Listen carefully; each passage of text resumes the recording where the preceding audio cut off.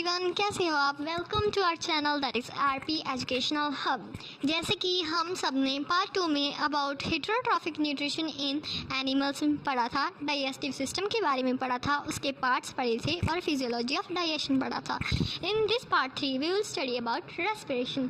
So let's start our topic, respiration. Respiration, हमें लगता है कि रेस्पिरेशन का मतलब है सांस अंदर या बाहर लेना, but no, that is breathing. Breathing और रेस्पिरेशन में डिफरेंस होता है। रेस्पिरेशन क्या होता है? Respiration is a process of releasing energy from food by oxidation of complex organic molecules. मतलब कि यह रेस्पिरेशन एक प्रोसेस है जिसमें एनर्जी जो होती है, एनर्जी किसकी फॉर्म में होती है? एटीपी की फॉर्म में, मींस एडिनोसिन ट्राइफॉस्फेट की फॉर्म में जो एनर्जी है वो फूड में से मिलती है by oxidation of complex organic molecules. Oxidation का मतलब क्या है? Addition of oxygen. Organic molecule means जैसे कि ग्लूकोज, मीन्स हमें एनर्जी मिलती है हमारे फूड से, with the help of glucose से हमें एनर्जी मिलती है, उसको कहते हैं respiration. So we will write its definition.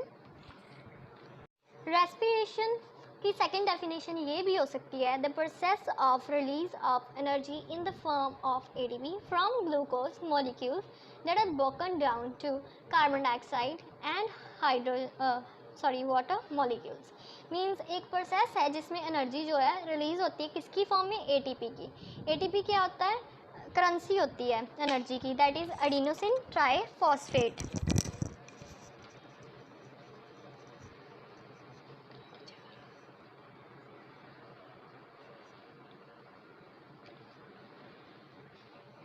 Try means होता है 3, मतलब 3 मॉलिक्यूल्स यहाँ पर होते हैं फॉस्फेट के।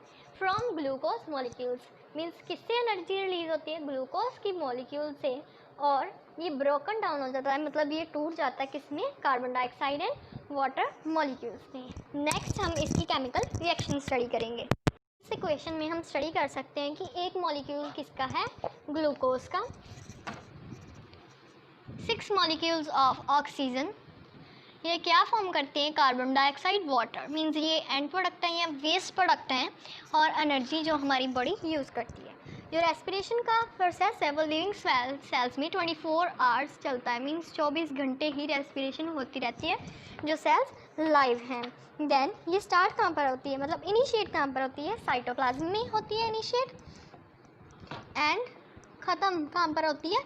माइटोकॉन्ड्रिया में, मीन्स यहाँ पर एंड होता है। देन जो माइटोकॉन्ड्रिया होता है, इसको इसीलिए powerhouse of the cell बोलते हैं क्योंकि इसमें ही एनर्जी जो एटीपी है वो स्टोर होती है।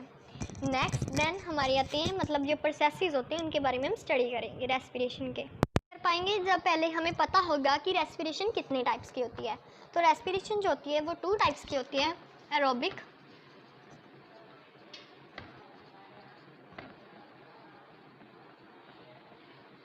And anaerobic respiration.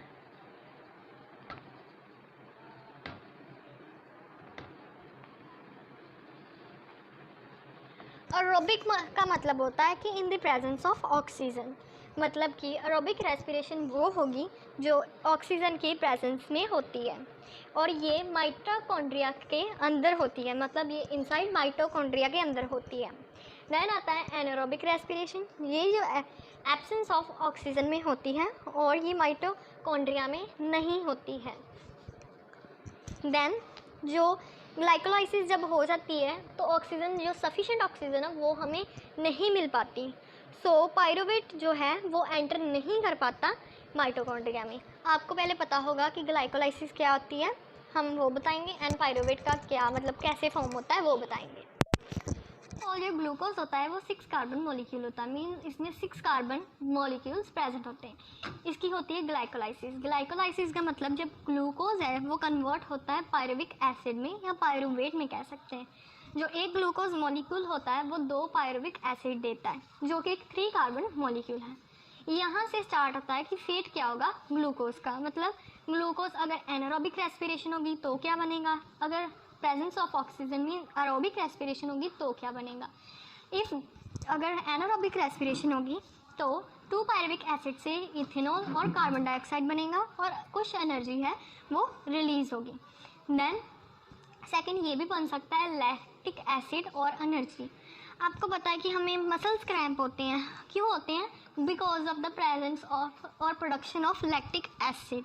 क्यों होता है? क्योंकि जब ऑक्सीजन जो है वो हमें नहीं मिलती तो हमारी बॉडी है वो कुछ ना कुछ यूज़ करती है, मतलब वो एब्सेंस ऑफ ऑक्सीजन में भी अपना काम करती है और एनर्जी प्रोवाइड करती है। तो इसके लिए जो लैक्टिक एसिड है वो प्रोड्यूस होता है और जिसके कारण हमें मसल क्रैम्प्स होते हैं। देन आता है अगर ऑक्सीजन प्रेजेंस हो, मतलब एरोबिक रेस्पिरेशन, तो क्या होगा? इसमें से carbon dioxide as a waste material या वेस्ट प्रोडक्ट रिमूव हो जाएगा और पायरुविक एसिड है वो एसिटाइल ग्रुप में कन्वर्ट हो जाएगा, जिसे हम एसिटाइल कोएंजाइम ए भी कहते हैं। उससे वो क्रेब्स साइकिल में जाएगा, जिसको हम सिट्रिक एसिड साइकिल या टीसीए साइकिल भी बोलते हैं। इसमें हमें 2 मॉलिक्यूल्स मिलेंगे एटीपी के, mean 2 molecules of adenosine triphosphate. Then यहाँ से इलेक्ट्रॉन ट्रांसपोर्ट चेन चलेगी, वहाँ पर वाटर जो है वो वेस्ट प्रोडक्ट रिमूव होगा एंड ऑक्सीजन की इसमें एडिशन होगी, क्योंकि ये भी प्रेजेंस ऑफ ऑक्सीजन में होगा और 34 टोटल एटीपीज हमें यहाँ पर मिलेंगे। मीन्स अगर प्रेजेंस ऑफ ऑक्सीजन है तो एरोबिक रेस्पिरेशन है उससे हमें ज़्यादा एनर्जी मिलती है as compared to anaerobic respiration, क्योंकि यहाँ पर एटीपी ज़्यादा बनती है, यहाँ पर बहुत ही ज़्यादा कम बनती है। तो एरोबिक मोड ऑफ रेस्पिरेशन जो है वो हमें ज़्यादा एनर्जी देता है। एक मॉलिक्यूल होता है वो एटीपी का, वो हमें 30.5 किलो जूल मोल की एनर्जी देता है। और हमने जैसे आपको पीछे बताया है कि ये पायरुविक एसिड है in the presence of acetyl coenzyme A बनाता है, एसिटाइल ग्रुप बनाता है। वो कहाँ पर बनता है? माइटोकॉन्ड्रिया में बनता है। जबकि पायरुवेट का जो मॉलिक्यूल है वो माइटोकॉन्ड्रिया में एंटर होता है और वो कम्प्लीटली ऑक्सीडाइज होता है और प्रोड्यूस करता है कार्बन डाइऑक्साइड एंड वाटर, जैसे मैंने आपको रिएक्शन में पीछे समझाया।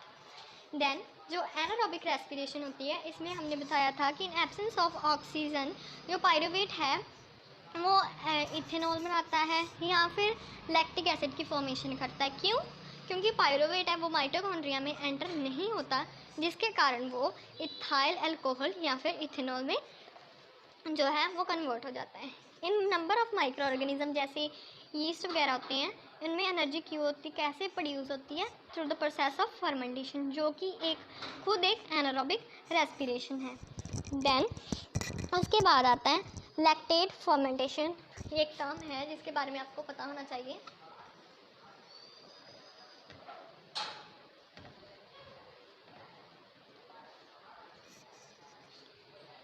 In the absence of oxygen means aerobic respiration can take place in our muscle to release energy. This process is known as lactate fermentation. जैसे हमने आपको मसल क्रैम्प के बारे में बताया था, वही भी यहाँ पर है कि जब ऑक्सीजन की प्रेजेंस नहीं होती, मतलब ऑक्सीजन एब्सेंट होती है, तो एनारोबिक रेस्पिरेशन होती है मसल सेल्स में हमारे, ताकि हमें एनर्जी मिल सके, हमारे मसल सेल्स को या एनर्जी रिलीज हो सके, उसको हम कहते हैं लैक्टेट फर्मेंटेशन। वो चार्ट को हम सिंपली ऐसे भी एक्सप्लेन कर सकते हैं। ग्लूकोज फॉर्म करता है पायरुवेट एंड एनर्जी। अगर लैक ऑफ ऑक्सीजन होगी मींस इन मसल सेल्स में लैक्टिक एसिड एनर्जी फॉर्म करेगा। अगर प्रेजेंस होगी ऑक्सीजन की माइटोकॉन्ड्रिया में carbon dioxide water and energy form होगी। अगर एब्सेंस होगी किन में? यीस्ट में, तो ethanol and carbon dioxide plus energy form होगी। मीन्स वो चार्ट को हमने सिंप्लीफाई किया है ऐसे। और जो एटीपी होती है वो फ्यूल होती है सभी सेल्स की, मगर इसका मतलब ये है कि अगर कोई भी एक्टिविटी करनी हो सेल ने तो एटीपी जो होता है वो यूज़ होता है, तो इसलिए उसको कहते हैं fuel of all cell activities. Then हम डिफरेंस स्टडी करेंगे in between aerobic and anaerobic respiration.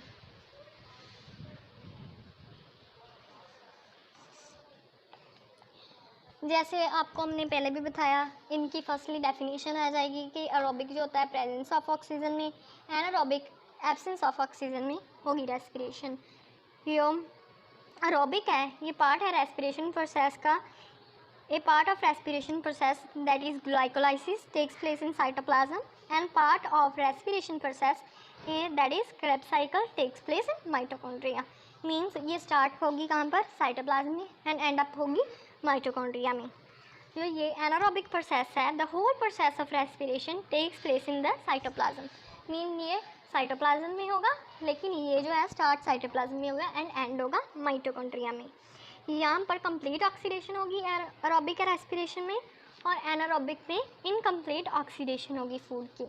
यहाँ पर 38 मॉलिक्यूल्स जो होंगे एटीपी के वो फॉर्म होंगे जब एक ग्लूकोज मॉलिक्यूल ऑक्सीडाइज होगा। इसमें सिर्फ 2 molecules of ATP he form होंगे जब ऑक्सीडाइजेशन होगी एक मॉलिक्यूल ऑफ ग्लूकोज की। जो एरोबिक रेस्पिरेशन है इसमें एंड प्रोडक्ट जो होगा वो कार्बन डाइऑक्साइड होगा एंड वाटर होगा, और इसमें जो एंड प्रोडक्ट होगा वो इथेनॉल होगा, और कार्बन डाइऑक्साइड होगा यीस्ट में and lactic acid humans. This is the difference. In next topic we will study about how is energy release during respiration used. Energy release during respiration use means जो respiration के दौरान जो energy release होती है उसे हम कैसे use करते हैं।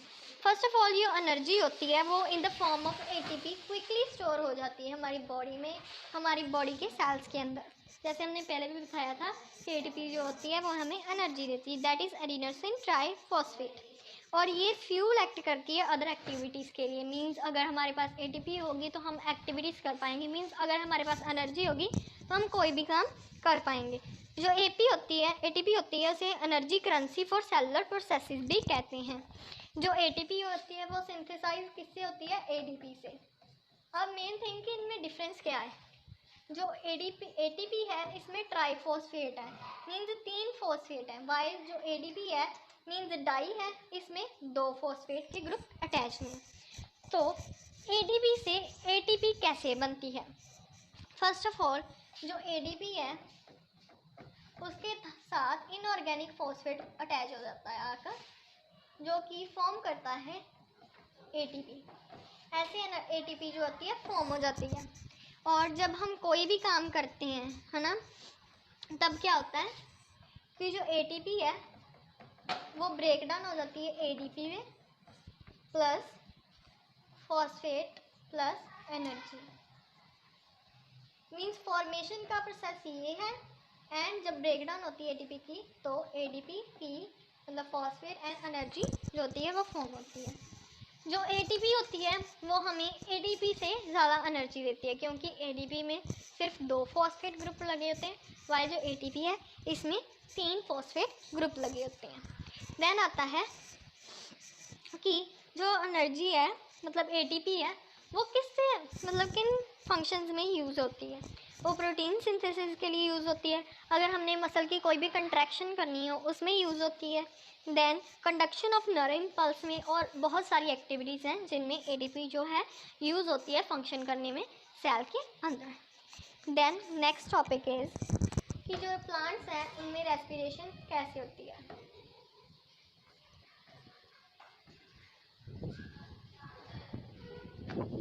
जो प्लांट्स हैं उनमें कोई भी गैसेस एक्सचेंज होना हो वो स्टोमेटा के थ्रू होता है, मीन्स सरफेस ऑफ स्टोमेटा के। एंड लार्ज इंट्रासेलुलर स्पेसिस जो होती हैं ensure that the cells are in contact with air, means जो सेल्स हैं उनमें इंट्रासेलुलर स्पेसिस होती हैं जिसके कारण जो हर एक सेल है वो इन्वायरमेंट के साथ कनेक्ट कर पाता है। सो जो गैसेस जैसे कि कार्बन डाइऑक्साइड होगी या फिर ऑक्सीजन होगी वो डिफ्यूज़न के थ्रू ही एक्सचेंज होती है। तो यहाँ पर एक क्वेश्चन आता है कि जो एट नाइट है वहाँ पर तब प्लांट्स जो हैं कार्बन डाइऑक्साइड रिलीज़ करते हैं लेकिन दिन को वो ऑक्सीजन रिलीज़ करते हैं, ऐसा क्यों। जब रात होती है तो वहाँ पर फोटोसिंथेसिस नहीं होती, और जो कार्बन डाइऑक्साइड है वो यूज़ नहीं होती है क्योंकि फोटोसिंथेसिस के प्रोसेस पर यूज़ होती है। इसके लिए जो कार्बन डाइऑक्साइड है वो रात को ज़्यादा रिलीज़ होती है, लेकिन ड्यूरिंग द डे जो होता है तब फोटोसिंथेसिस के थ्रू कार्बन डाइऑक्साइड जो है वो यूज़ हो जाती है, रेस्पिरेशन प्रोसेस होता है, इसलिए कार्बन डाइऑक्साइड रिलीज़ नहीं होती। तो एट डे टाइम ऑक्सीजन जो होती है वो रिलीज़ होती है, while at night carbon dioxide release होती है। देन आते हैं हम पढ़ेंगे इन एनिमल्स। रेस्पिरेशन जो एनिमल्स में होती है, एनिमल्स जो होते हैं उन्होंने इवॉल्व कर लिए हैं, इवॉल्व डिफरेंट ऑर्गन्स, किसके लिए, ऑक्सीजन के अपटेक के लिए, फॉर ऑक्सीजन अपटेक। अब हम पढ़ेंगे कि रेस्पिरेशन एनिमल्स में कैसे कैसे मतलब एनिमल्स जो हैं ऑक्सीजन अपटेक करते हैं, डिफरेंट एनिमल्स में पढ़ेंगे। फर्स्ट ऑफ ऑल हम पढ़ेंगे टेरेस्ट्रियल एनिमल्स।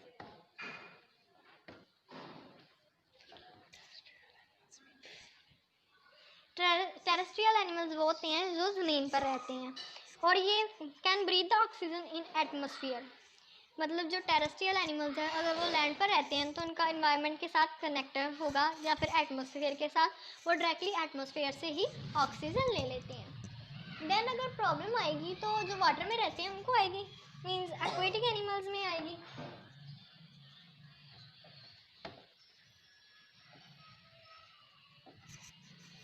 जो पानी में अमाउंट जो है ऑक्सीजन की डिज़ोल्व होती है वो एज़ कम्पेयर जो एटमॉस्फेयर में है ऑक्सीजन की अमाउंट उससे कम होती है।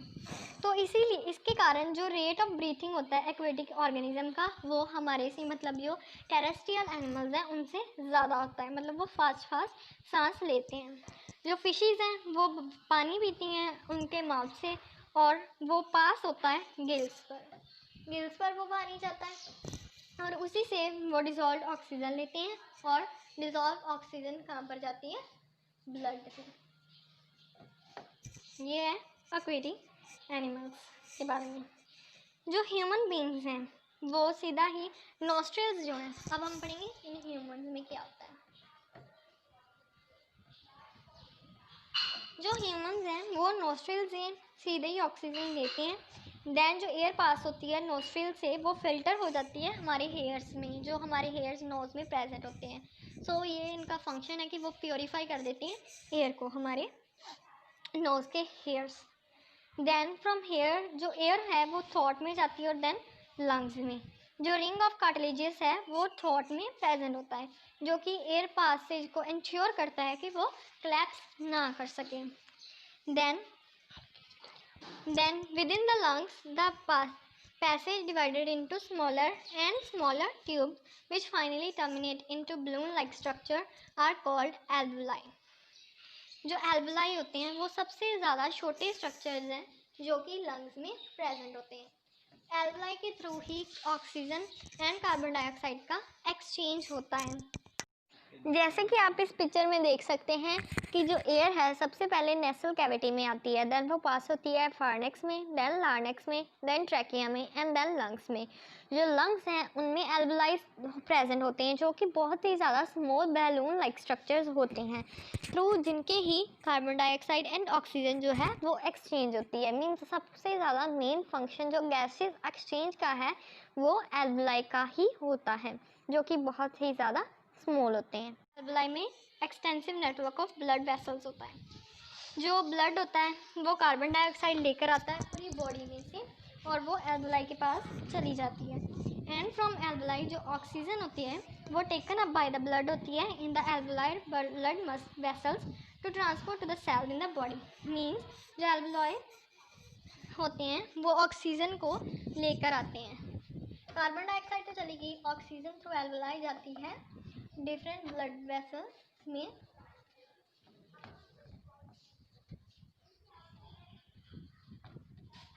Through blood alveoli blood vessel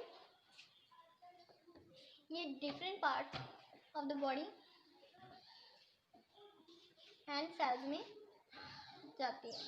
same process यही होता है कि कार्बन डाइऑक्साइड जाती है एल्वेलाई ब्लड वेसल से एंड ऑक्सीजन जो होती है वो अंदर की तरफ आती है। जब हम ये ब्रीथिंग साइकिल चलती है तो क्या होता है कि जो लंग्स जाते हैं उनमें कुछ वॉल्यूम जो होता है एयर का वो रहता है। क्यों रहता है? ताकि so that there is a sufficient time for oxygen to be absorb and for the carbon dioxide to be released. इसलिए ताकि सफिशिएंट मतलब एक प्रॉपर टाइम हो कि जो ऑक्सीजन है वो एब्जॉर्ब हो सके एंड जो कार्बन डाइऑक्साइड है वो रिलीज हो सके। जब when the body size of animals large, मतलब जिन एनिमल्स में जो बॉडी साइज होता है वो लार्ज होता है,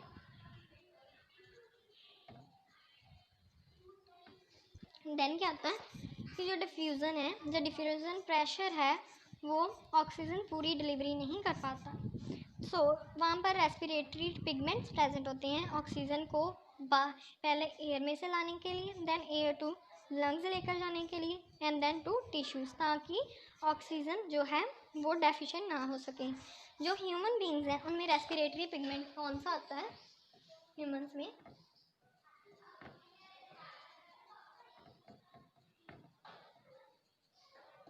हीमोग्लोबिन,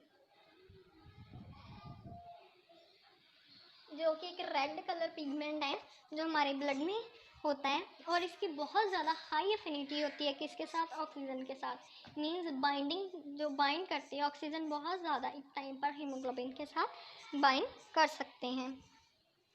एंड देन जो कार्बन डाइऑक्साइड होती है वो ज़्यादा सॉल्युबल होती है वाटर में then in oxygen.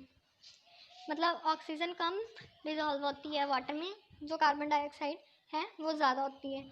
So hence is a mostly transported in the dissolved form in our blood. So इसलिए वो dissolved form of blood में होती है और उसकी ट्रांसपोर्टेशन करनी पड़ती है क्योंकि वो ज़्यादा soluble होती है carbon dioxide. We are over with this topic. In next lecture we will study about transportation. Thanks for watching. Please do subscribe, like and comment. अगर आपको और वीडियो हमारी चाहिए तो आप कमेंट में हमें बता सकते हैं। सब्सक्राइब करना ना भूलें ताकि आपको अगर हम कोई भी नेक्स्ट वीडियो अपलोड करें तो आपको पता चल जाए। अगर अच्छी लगी हो कमेंट करें। Please do share. Thanks for watching.